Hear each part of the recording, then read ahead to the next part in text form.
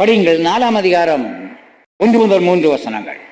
ஆதலால் கர்த்தர் நிமித்தம் கட்டுண்டவனாகிய நான் உங்களுக்கு சொல்கிற புத்தி என்னவெனில், நீங்கள் அழைக்கப்பட்ட அழைப்புக்கு பாத்திரவான்களாய் நடந்து மிகுந்த மனத்தாழ்மையும் சாந்தமும் நீடிய பொறுமையும் உடையவர்களாய் அன்பினால் ஒருவரை ஒருவர் தாங்கி சமாதான கட்டினால் ஆவியின் ஒருமை காத்துக் கொள்வதற்கு ஜாக்கிரதையாயிருங்கள்.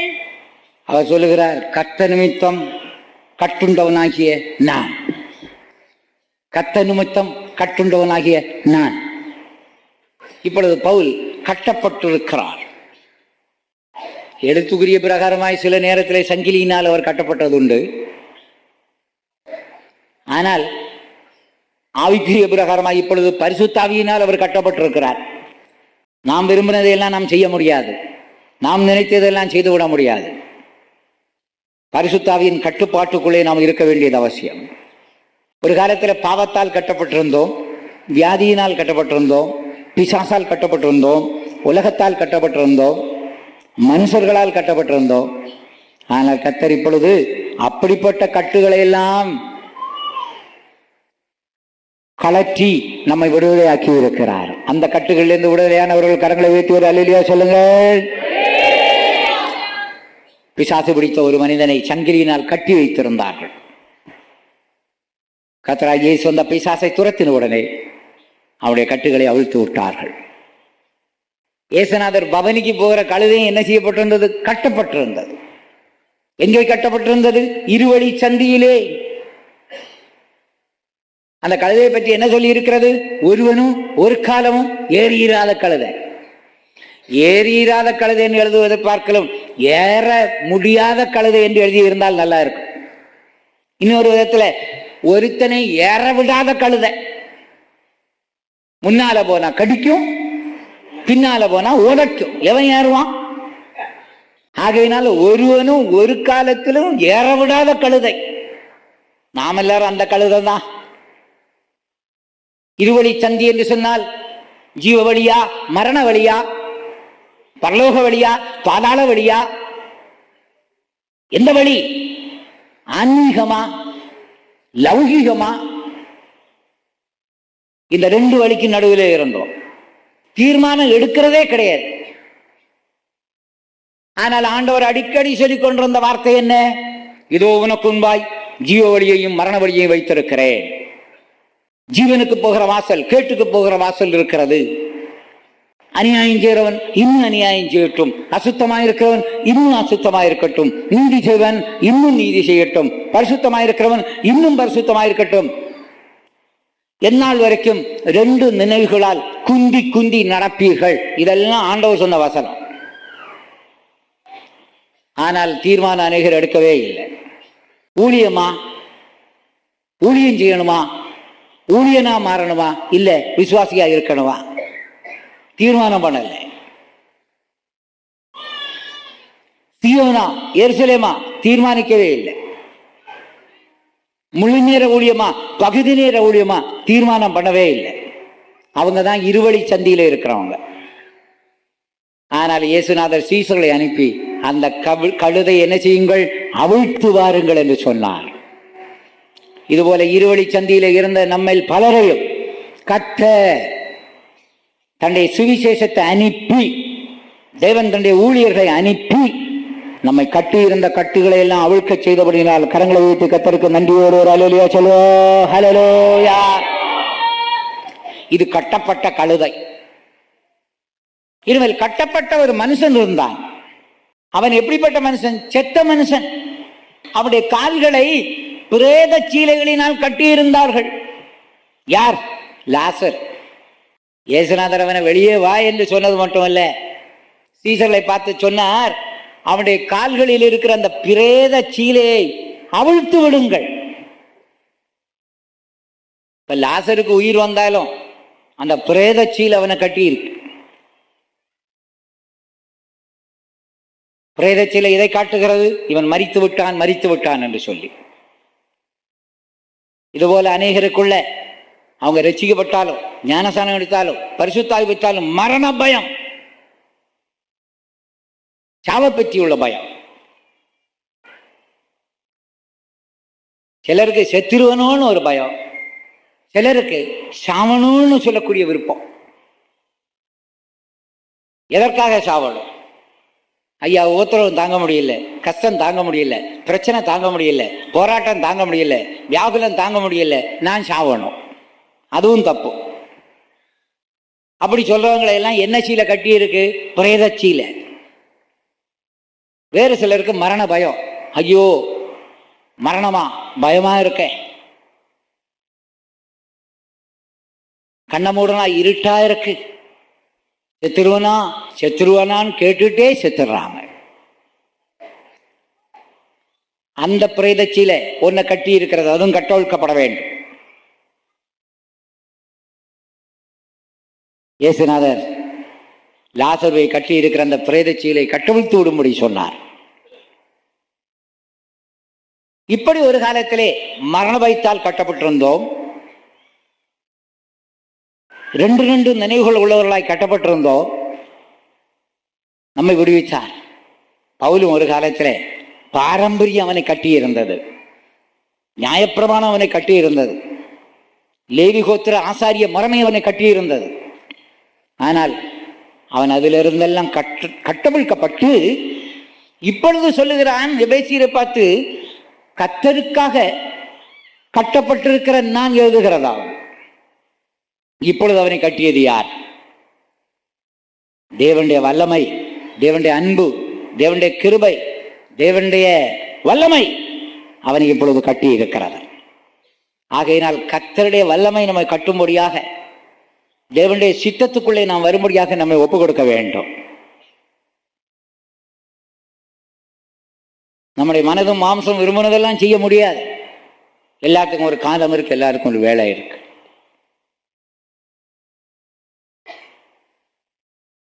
சிலர் வந்து சொல்லுவாங்க, அவங்க அப்போ அந்த தப்பு பண்றாங்க, இந்த தப்பு பண்றாங்க.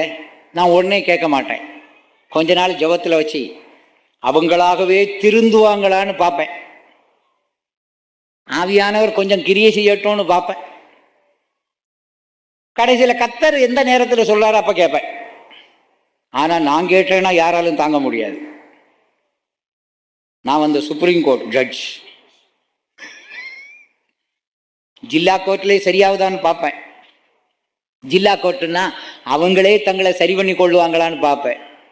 ஹை கோர்ட் அவங்களுக்கு தெரிஞ்சவங்க ஆலோசனை கொடுக்கும் பொழுதே சரி பண்றாங்களான்னு பார்ப்பேன். அறிமுகமானவர்கள், அன்பர்கள், நண்பர்கள். ஆனா ஒரு ஆளுடைய குற்றத்தை நீங்க எடுத்து காட்டும் பொழுது முதலாவது அவங்கள போய் நீங்க அன்பு கூறணும். சொல்லுங்க, என்ன கூறணும்? அன்பு கூறணும். தொடர்ந்து ஒரு மாசம் மசாலா தோசை வாங்கி கொடுங்க. தொடர்ந்து மாதுர்சாலையில் போய் துணி எடுத்து கொடுங்க. துணி எடுத்து கொடுத்து மசாலா தோசை எல்லாம் கொடுத்து அவங்களுக்கு அதை கொடுத்து இதை கொடுத்து அதை கொடுத்து இதை கொடுத்து நீங்க ரெண்டு பேரும் இணை பிரியாத நண்பர்களாய் மாறின பிறகு நீங்க அதை சொல்லுங்க, அவங்க எடுத்துக்கொள்வாங்க. இது எடுத்த உடனே துப்பாக்கி எடுத்தீங்கன்னா அவங்க சரிப்படவே மாட்டாங்க. நீ துப்பாக்கி எடுத்தீங்கன்னா ஓன் துப்பாக்கி, பழைய துப்பாக்கி, எங்கிட்ட AK-47 இருக்குன்னு அவங்க தூக்குவாங்க. அப்படி செய்யாதீங்க. முதல்ல அன்பு கூறுங்க, அன்பு கூறுங்க. பாஸ்டர் ரசர்லோஸ் ஒரு ஆளை கண்டிக்கணும்னு கூப்பிட்டார். கூப்பிட்டுட்டு என்ன பண்ணாரு தெரியுமா? என்னட்ட சொன்னாரு, தம்பி இன்னைக்கு அவனை கண்டிக்க போறேன், ஆனா முதலாவது நீ போய் மசாலா தோசை வாங்கிட்டு வா. அவன் போய் மசாலா தோசை வாங்கிட்டு வந்தேன். வாங்க பிரதர் சாப்பிடுங்கன்னாரு. அவர் சாப்பிட்டுட்டே இருந்தார். சாப்பிட்டு முடிஞ்ச உடனே அவர் சொன்னார், ஐயா பாஸ்டர், இதுபோல என்னை எந்த ஊழியக்காரரும் நேசித்ததே கிடையாது. நான் வந்தா என்னை அப்படியே விஷ் பண்ணிட்டு அனுப்பி வச்சிருவாங்க. ஆனா உங்களை போல தகப்பம் போல ஒரு இருதயம் உள்ள ஊழியக்காரனை நான் பார்த்ததே கிடையாது. அதுக்குள்ளால அவர் என்னட்ட சொன்னார், கிச்சன்ல சொல்லி இந்த ஆளுக்கு போன்விட்டா கொண்டு வா. உடனே அந்த பெரிய சிஸ்டர் போன்விட்டா கொண்டு வந்தாங்க. அவர் சொல்றார், ஐயா இதுவரைக்கும் எத்தனையோ பெரிய சிஸ்டர்ஸ் இருந்தாங்க, எனக்கு காஃபி கூட தர்றது கிடையாது. ஆனா இந்த பெரிய சிஸ்டர் பார்த்தீங்களா, போன்விட்டாயோட என்னை தேடி வந்திருக்காங்க. நான் அப்போ மனசில் யோசிச்சுக்கிட்டேன், இந்த மசாலா தோசையும் இந்த போன்விட்டாவும் எதற்காக?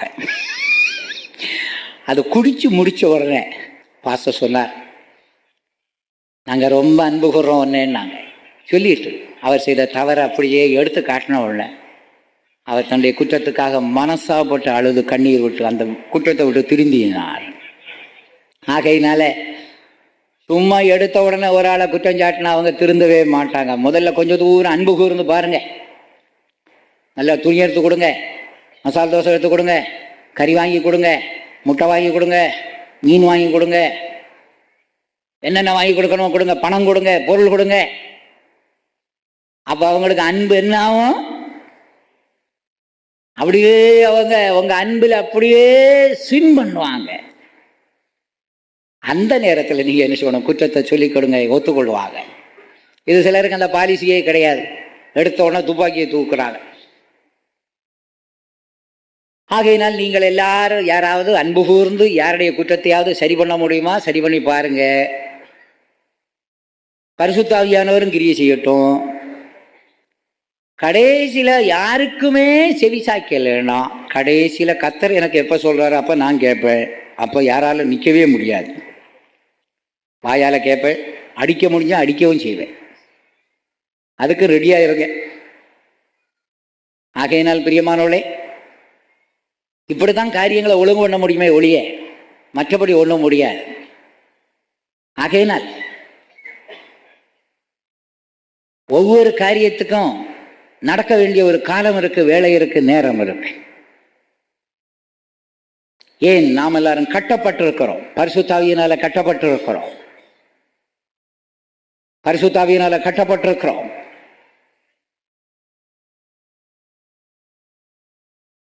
எனக்கு ஒரு ரிப்போர்ட் வந்தது. ஒரு ஆளு தன்னுடைய அண்ணனை பார்த்து அடிக்கடி சொல்லுவாராம், உன் கை காலை உடைப்பேன், உன்னை குத்துவேன், உன்னை கொல்லுவேன், உன்னை எரிப்பேன் எல்லாம்.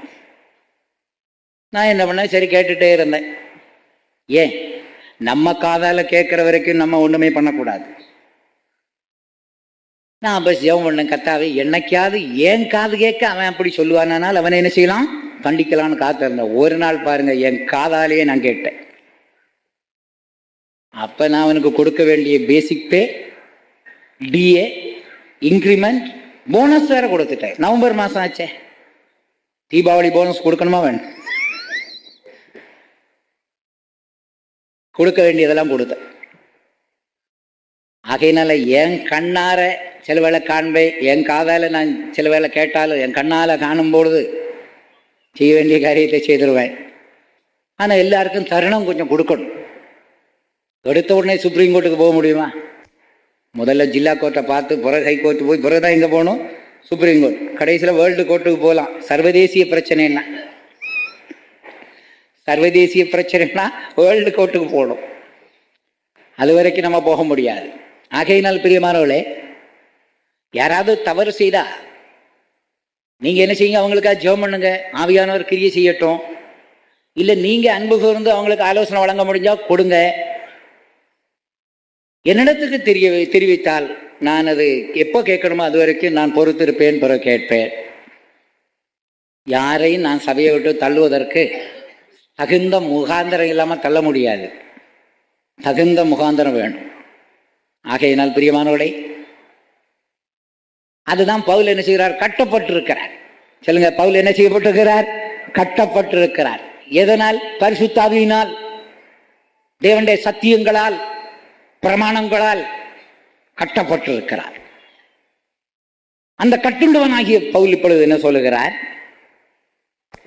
உங்களுக்கு சொல்லுகிற புத்தி என்னவெனில், நீங்கள் அழைக்கப்பட்ட அழைப்புக்கு என்னவாயிருங்கள், பாத்திரவான்களாயிருங்கள். அழைக்கப்பட்ட அழைப்புக்கு பாத்திரவான்களாயிருங்கள். கர்த்தர் நம்மை எதற்கு அழைத்தார்? அந்த அழைப்பை நாம் விட்டுவிடக்கூடாது. பரிசுத்தத்திற்கு நம்ம அழைத்திருக்கிறார். அது மட்டுமா, கர்த்தருடைய கனமான ஊழியம் செய்யும்படி நம்மை அழைத்திருக்கிறார். எங்களுக்கும் ஊழியம் இருக்கிறது, உங்களுக்கும் ஊழியம் இருக்கிறது. நாங்க விசுவாசி, எங்களுக்கு ஊழியம் இல்லைன்னு நீங்க சொல்லவே முடியாது. உங்களுக்கும் கர்த்தர் ஊழியம் தந்திருக்கிறார், பகுதி நேர ஊழியம். ஏனென்றால் உங்களுக்கு பெற்றோர்கள் இருக்கலாம், கணவன் மனைவி இருக்கலாம், பிள்ளைகள் இருக்கலாம். ஆகையினால் அவர்களுக்கு செய்ய வேண்டிய ஊழியத்தை செய்துவிட்டு உலகத்திலே நீங்கள் ஊழியம் செய்வதனால் அந்த ஊழியத்தை நீங்கள் செய்ய வேண்டியது இருக்கலாம். ஆனால் மறக்காமல் கர்த்தருக்கு செய்ய வேண்டிய ஊழியங்களை நீங்களும் செய்ய வேண்டும். ஜெப ஊழியம் கர்த்தர் உங்களுக்கும் தந்திருக்கிறார். உபவாச ஊழியம் உங்களுக்கும் தந்திருக்கிறார். நன்மை செய்கிற ஊழியம் உங்களுக்கும் தந்திருக்கிறார். பணிவிடை செய்யும் ஊழியம் உங்களுக்கும் தந்திருக்கிறார். ஆஸ்பத்திரி ஊழியம், ஜெயில் ஊழியம், கிராம ஊழியம் கர்த்தர் உங்களுக்கும் தந்திருக்கிறார். ஊழியத்தை பொறுத்த வரைக்கும் நம்முடைய சபையில பஞ்சமே கிடையாது. பாருங்க, ஞாயிற்றுக்கிழமை 3 மணிக்கு ஒரு கூட்டம் சகோதரர்கள் கிராம ஊழியத்துக்கு போறாங்க. வாரமெல்லாம் இங்கே ஜெப ஊழியம் நடக்குது, உபவாச ஊழியம் நடக்குது, கண்ணீரிட்டு அழுது ஜெபிக்கக்கூடிய ஊழியம் நடக்குது. செவ்வாய்க்கிழமை அருமையான தாய்மார் வீடுகளில் போய் உபவாசம் பண்ணி ஜெபம் பண்றாங்க. வியாழக்கிழமை அருமையான தாய்மார் கிராமங்கள் மருத்துவமனைக்கெல்லாம் போய் ஊழியம் செய்யறாங்க. ஊழியத்துக்கு பஞ்சமே கிடையாது.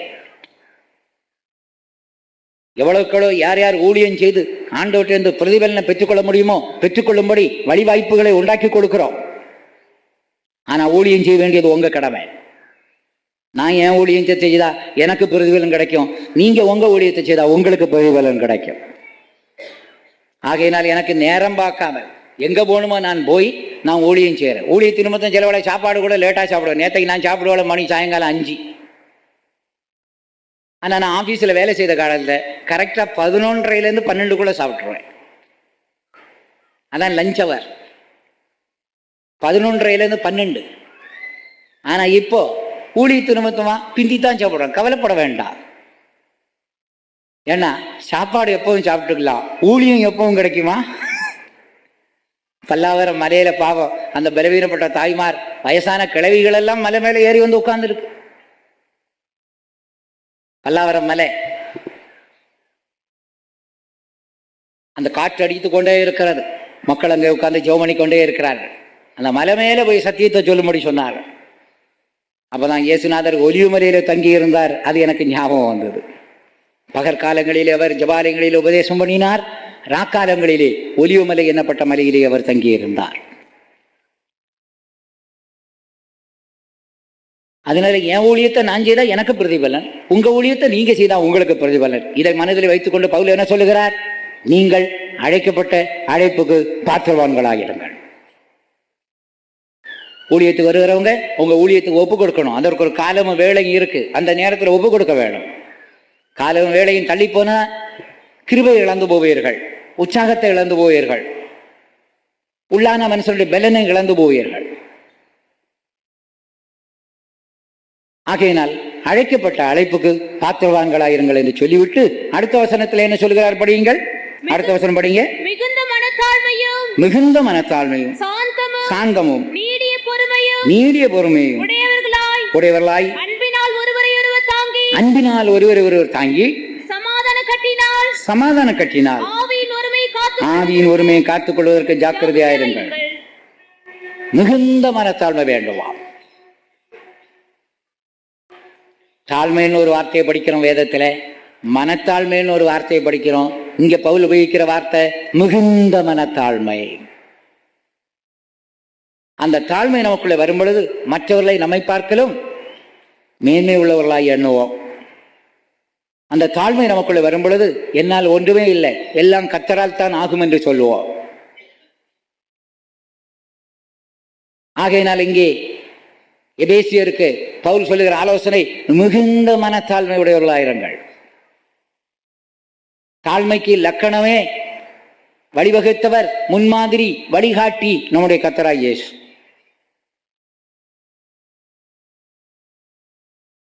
அவர் எவ்வளவு மிகுந்த மனத்தாழ்மையினால் இந்த உலகத்தில் அவர் ஜீவித்தார். பெற்றோருக்கு தாழ்த்தவில்லையா? டீச்சர்களுக்கு தாழ்த்தவில்லையா? யோவான் ஸ்நானனுக்கு தாழ்த்தவில்லையா? பிலாத்துக்கு தன்னை தாழ்த்தவில்லையா? ஒவ்வொரு போர்ச்சேவனுக்கு தன்னை தாழ்த்தவில்லையா? சிலுவையின் மரண பரியந்தம் தன்னை தாழ்த்தினார். இந்த மனத்தாழ்மையை நாமும் தரித்துக் கொள்ள வேண்டுமா? மிகுந்த மனத்தாழ்மையோடு இருந்து இரண்டாவது என்ன சொல்லுகிறார்? சாந்தமும். சாந்தம் தேவை. வேதம் சொல்லுகிறது சாந்த குணம் சகல மனிதருக்கும் தெரிந்திருப்பதாக. மோசே நல்ல சாட்சியை பெற்றான். பூமியில் உள்ள சகல மனிதரிலும் சாந்த குணம் உள்ளவன். ஆனா இயேசு ஒரு வசனம் சொன்னார், சாந்த குணமுள்ளவர்கள் பாக்கியவான்கள், அவர்கள் பூமியை சுதந்தரிப்பார்கள். இந்த பிரமாணம் பிதாவின் சிந்தையிலே இருந்தது. அது அப்பொழுது வெளிப்படவில்லை மோசையின் காலத்தில். ஆனால் அவருடைய சிந்தையில் இருந்தபடியினால் சாந்த குணத்தை இழந்த மோசைக்கு கர்த்தர் கானானை சுதந்திரிக்க கொடுக்கவே இல்லை. ஏன்? சாந்த குணமுள்ள ஒரு பாக்கியவான்கள் பூமியை சுதந்திரிப்பார்கள். அவனுக்கு சாந்த குணம் இல்லை, பூமியை சுதந்திரிக்க முடியவில்லை. ஆனா நாம் எல்லாரும் 1000 வருஷ அரசாட்சியில இந்த முழு பூமியையும் கர்த்தர் நமக்கு சொந்தமாய் தருவார் அல்லவா? அப்படியானால் நாம் எவ்வளவு தூரம் சாந்த குணமுள்ளவர்களாக இருக்க வேண்டும்? வெறும் கானானை சுதந்திரிக்கவே கர்த்தர் சாந்த குணத்தை எதிர்பார்த்தார் என்றால் முழு உலகத்தை நாம் சுதந்திரிக்க நமக்கு எவ்வளவு சாந்தம் தேவை? நீடிய சாந்தம். சொல்லுங்க, என்ன சாந்தம் வேண்டும்? நீடிய சாந்தம். மூணாவது, நீடிய பொறுமை. பொறுமைக்கு யார்? யோபு. பொறுமை சோதிக்கப்படுவது எப்பொழுது? உபத்திரம் வரும் பொழுது. இப்ப எல்லாரும் நம்ம பொறுமைசாலியா தான் இருக்கிறோம். உங்க முகம் எல்லாம் பார்த்தா எவ்வளவு பொறுமையா இருக்கும். ஆனா உபத்திரவ நேரத்துல தான் நம்முடைய முகம் எப்படி இருக்குன்னு பார்க்க வேண்டும்.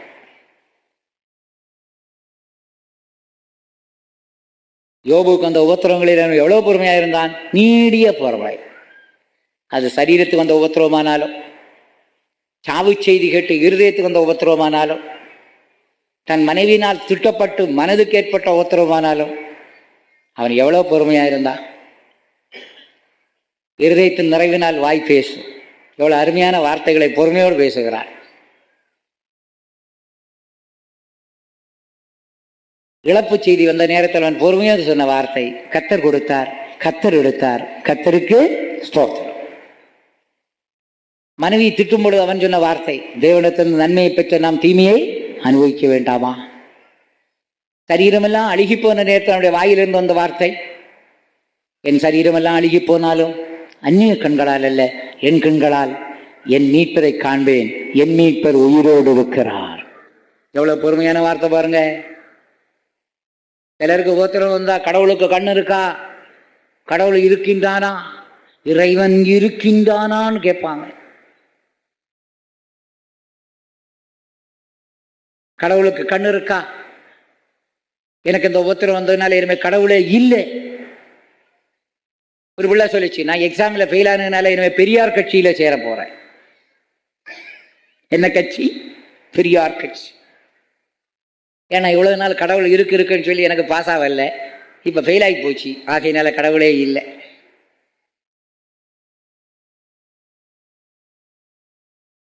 ஃபெயிலாகி போனா நீ தேவ சமூகத்தில் தாழ்த்தின ஆண்டவரை, இன்னும் எனக்கு ஞானம் தாரும், அறிவு தாரும், ஞாபக சக்தி தாரும், இன்னும் எனக்கு விசுவாசம் தாரும், இன்னும் என்ன உங்களுடைய சித்தப்படி அனுப்பணும்னு சொல்லி ஒப்பு கொடுக்கணும். கர்த்தர் உதவி செய்வார். சில நேரத்தில் கர்த்தர் இடம் கொடுப்பார் சில தோல்விகளுக்கு.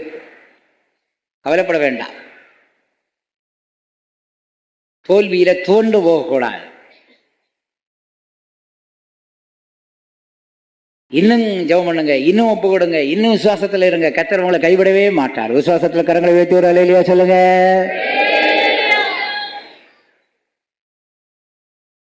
ஆகையினால உபத்திரவத்தில் தான் பூர்வமா வெளிப்பட வேண்டும். நாம் எல்லாரும் முள்ளுகளுக்குள்ளே இருக்கிற லீலி புஷ்பமாக இருக்கிறோம். லீலி புஷ்பத்துடைய தீர்மானம் என்னவென்றால், முள்ளு என் மேல குத்துனாலும் நாம் போய் முள்ளு மேல விழுந்தாலும் எங்கிட்ட இருந்து என்னதான் வெளிப்படணும்? வாசனை. சிலவேளை காற்று அடிக்கும் பொழுது முள்ளு வந்து பூ மேல குத்தலாம்.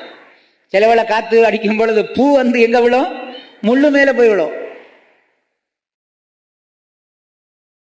ஆனா எப்படி விழுந்தாலும் நான் என்னிடத்தில் இந்த வாசனையை வெளிப்படுத்துவேன் என்று வெளிப்படுத்தி கொண்டே இருக்கிறது. ஆகையினால் தான் முள்ளுகளுக்குள்ளே நாம் லீலி புஷ்பம் போல காணப்படுவார். நீடிய பொறுமை. அன்பினால் ஒருவர் ஒருவர் தாங்கணுமா? அன்புதான் முக்கியம். இந்த கூட்டத்தில் யாரும் நரகத்துக்கு போகணும்னு நம்ம விரும்பவே இல்லை. ஏதோ சில தவறுகள், குற்றங்கள், குறைகள் இருந்தாலும் அவங்க மனசாப்பட்டு மனம் திரும்பி எப்படியாவது பரலோகத்துக்கு போகணும்னு தான் நம்ம விரும்புகிறோம். அந்த நோக்கம் உள்ளவங்க மட்டும் கரங்களை உயர்த்தி ஒரு அல்லேலூயா சொல்லுங்க. மற்றவங்க நரகத்துக்கு போகணும்னு யாராவது விரும்புறீங்களா? கை தூக்குங்க. பரவாயில்ல, எல்லாம் உஷாரா தான் இருக்கீங்க. இடையிடையே உங்களுடைய மெமரி பவரையும் டெஸ்ட் பண்ணும். நீங்க விழிப்பா இருக்கீங்களா? தெளிவா இருக்கீங்களா? ஒரு மனுஷனும் கெட்டு போகுது தேவசித்தமே அல்ல. எல்லா மனுஷனும் ரசிக்க பண்ணணும், எல்லாரும் பரலோகம் போகணும்னு கர்த்தர் விரும்புகிறார். அப்படி நாமும் அதுக்கு என்ன செய்யணும்? ஒத்துழைப்பு கொடுக்கணும். அன்பினாலே ஒருவரை ஒரு தாங்கி, ஜபத்தில் தாங்குங்க, பொருள் உதவி செய்து தாங்குங்க. இப்படி நீங்கள் தாங்கும் பொழுது அது எவ்வளவு மிக ஆசீர்வாதமாய் மற்றவர்களுக்கு அமைகிறது. அன்பு இருந்தால் தான் மற்றவங்களை தாங்க முடியும். ஆகையினாத்தான் கொரிந்தியருக்கு பவுல் சொன்னார், அன்பு சகலத்தை என்ன செய்யும்? தாங்கும். அன்பு சகலத்தையும் தாங்கும். உன் புருஷனை தாங்கணுமா, மனைவியை தாங்கணுமா, பிள்ளைகளை தாங்கணுமா, பெற்றோர்களை தாங்கணுமா, விசுவாசிகளை தாங்கணுமா, ஊழியக்காரர்களை தாங்கணுமா? அன்பு இருக்கணும். இப்போ எங்களுக்கு அன்பு இருக்கிறன்னா தானே உங்களை தாங்குறோம். அதுபோல் உங்களுக்கு அன்பு இருந்தால் எங்களை தாங்குவீங்க. வேண்டாம் வேண்டான்னு சொல்லிடுறது ஈஸி. நான் இப்போ எஸ்கம்யூனிகேஷன் சர்டிஃபிகேட் எக்கச்சக்கமாக அடித்து வச்சு ஒவ்வொரு ஆளுக்கும் தள்ளுறதுக்கு ஆரம்பிச்சேன்னா எப்படி தள்ளலாம்? நீ இந்த வாரம் கூட்டத்து வந்ததுனால உன்னை தள்ளுகிறேன். அப்போ இன்னைக்கு மெஜாரிட்டி பேரும் உன்னையிலேருந்து தள்ளப்படுவீங்க அர்த்தம். ஏதோ 9 மணிக்கு இங்கே இருந்தவங்க மட்டும் தப்புனீங்க. எத்தனை பேர்? கொஞ்சம் பேர் தான் இருந்திருப்பீங்க. இனிமே அடுத்தது யாரை தள்ளலாம்? புதன்கிழமை பைபிள் ஸ்டடிக்கு வராதவங்களோ, காத்திருவது கூட்டத்துக்கு வராதவங்களையும் தள்ளுகிறேன்னு சொன்னால் என்ன ஆகும்?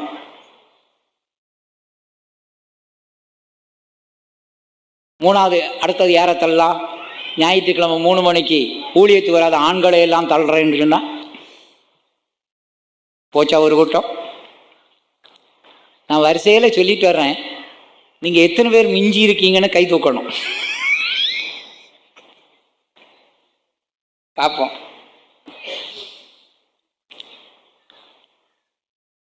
உபவாச ஜபத்துக்கு இங்கே வராத சகோதரிமாரையெல்லாம் நான் தள்ளுறேன் சொன்ன என்ன ஆகும்? செவ்வாய்க்கிழமை வீட்டில் நடக்கிற தாய்மார் ஜபத்துக்கும் வெள்ளிக்கிழமை இங்கே நடக்கிற தாய்மார் ஜபத்துக்கும் வராதவர்களை நான் தள்ளுகிறேன். சண்டே ஸ்கூலுக்கு வராத பிள்ளைகளை எல்லாம் நான் தள்ளுறேன். இப்படி சொன்னால் எப்படி இருக்கும்? இப்போ இதில் எல்லாம் வடிகட்டப்பட்டு நான் சொன்னதுல எல்லாம் நான் உண்மையாக இருக்கிறேன்னு சொல்லுங்க, கைதூங்க போகும். ஏதோ ஒரு அம்மா புண்ணியத்துக்கு கை தூக்குது. அப்போ இந்த இதில் மட்டும் எத்தனை பேர் பிறச்சாங்க? ஒரே ஒரு அம்மா. அந்த அம்மா பேர் தயாமணி அம்மா. ஏன்னா அவங்க மேலே யாராவது குற்றம் சாட்டணும்னா இப்போ சாட்டி கொள்ளலாம்.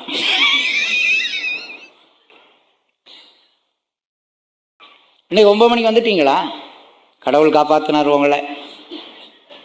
புதன்கிழமை வந்துடுறீங்களா?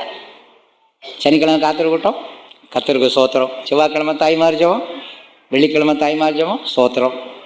வியாழக்கிழமை ஊழியம், சோத்திரம். இந்த வாரம் இல்லையா? அது சுகம் இல்லாதனால வந்திருப்போம் இல்லையம்மா? சுகம் இல்லாததுனால தானே. அது பரவாயில்ல. சிக்லீவ் உண்டு, சிக்லீவ் அலவுட். சுகம் இல்லைன்னா என்ன பண்ண முடியும்? அவங்க சுகம் இல்லாதால இங்கே வந்தாங்கன்னா மற்றவங்களையும் சுகவீனர்களாக மாற்றிடுவாங்க. பரவாயில்ல.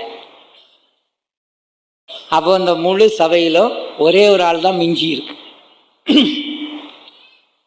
ஆனால் நான் மிஞ்சிட்டேன்னு சொல்லி அந்த அம்மா பெருமைப்பட்டுன்னா அடுத்த வாரமே அந்த அம்மாவையும் தள்ள வேண்டியதுதான்.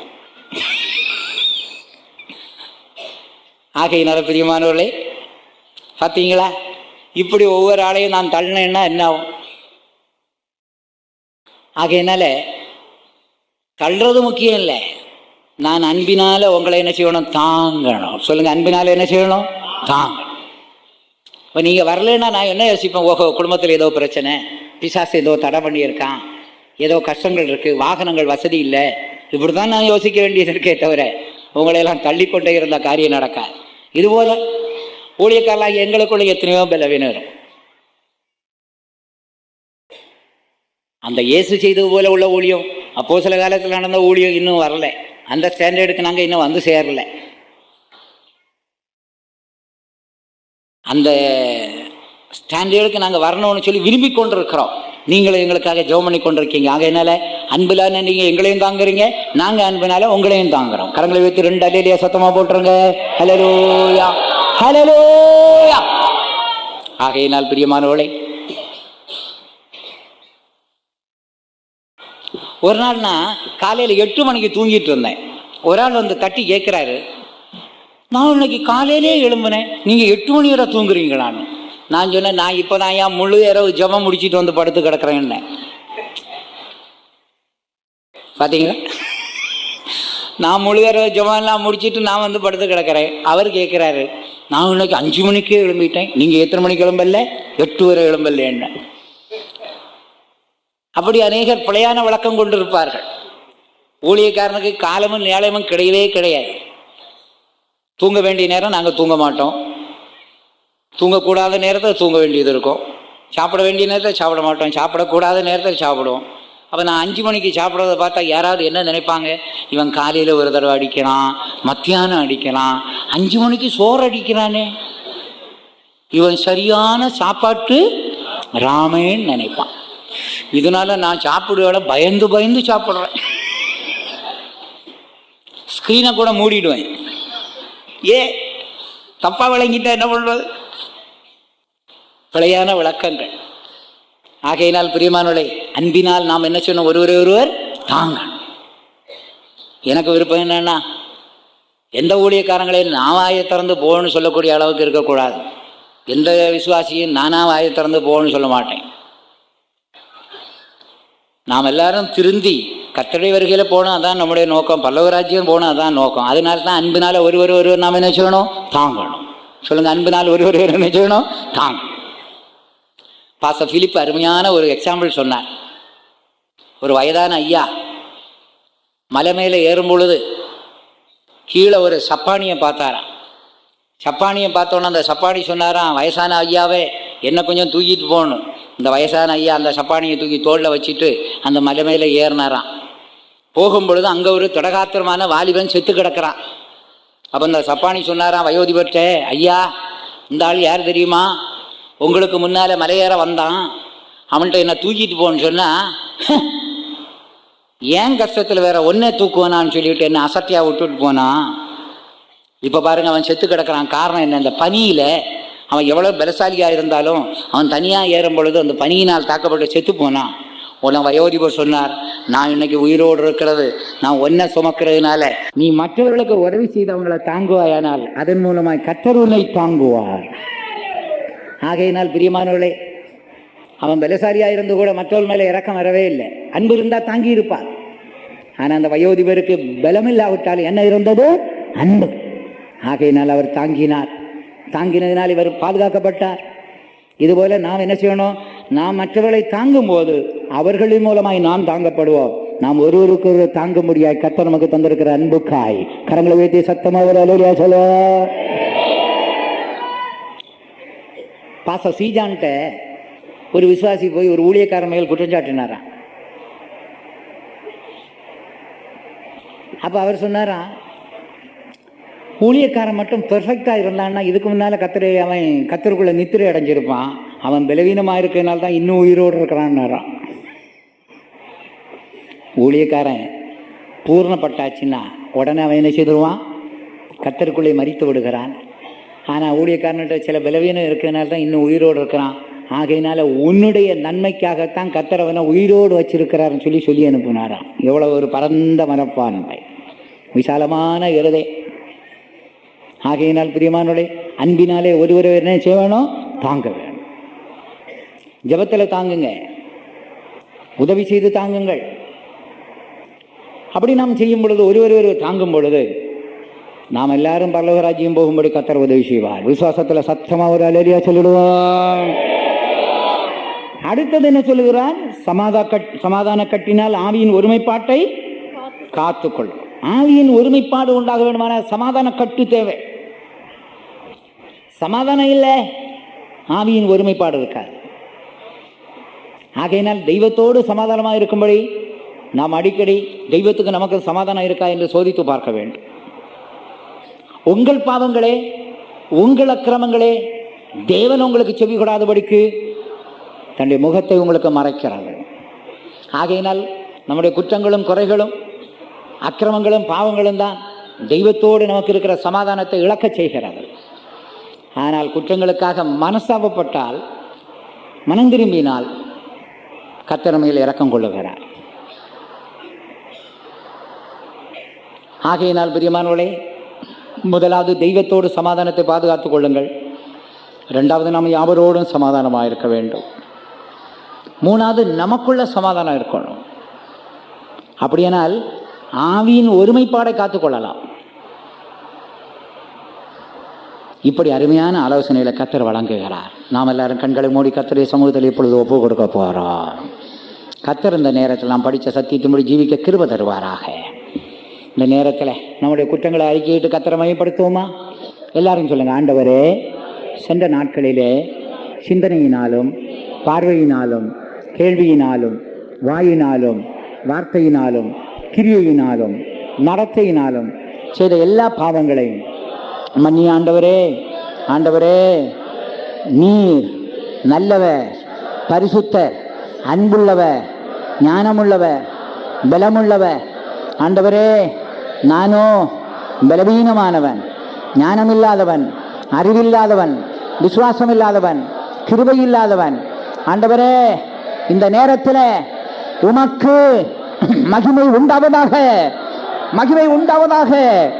தேவனுக்கு மகிமை, எல்லாம் தேவனுக்கு மகிமை, தேவனுக்கு மகிமை சொல்லிக்கொண்டே இருங்க. கர்த்தருடைய மகிமை நமக்குள்ள வந்து இறங்கிக் கொண்டே இருக்கும். ஹல்லேலூயா பங்கரமனா ஷரபலபாலா. ஹல்லேலூயா ஹல்லேலூயா ஹல்லேலூயா.